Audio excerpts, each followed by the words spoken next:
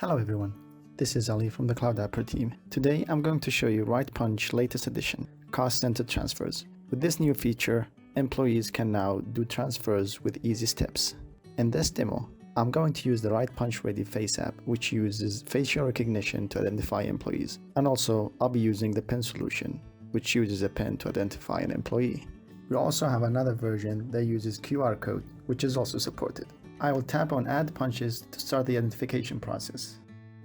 I'm successfully identified and I can see my name and punch time. For the punch type, I will select Punch In, so I can see the transfer option. In this demo, I have 3 transfer options and I will use all of them. For the first transfer, I will select Cancel Lunch.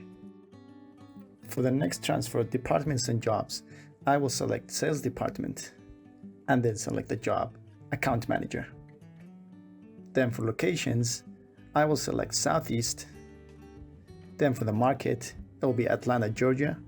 And then the last one will be company headquarters. Now I will tap on Save. The punch is successfully saved and it will be reconciled to UKG as soon as possible. Now I'm going to switch and show you the pen app. For this one, it doesn't require any facial recognition or biometric enrollment. All I have to do is enter my employee number.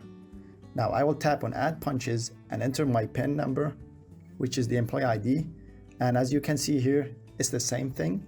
So I will repeat the steps that I did earlier.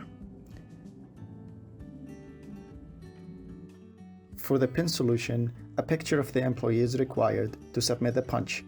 The photos are stored to deter body punching. Now if I tap on Save without submitting the picture, the system will prompt me to capture the photo and the camera will be turned on. Once the picture is taken, I can successfully save the punch right now. The punch is saved right now and it will be reconciled as soon as possible to UKG. If you have any questions, please don't hesitate to reach out to us by email or phone. Have a good day. Thank you.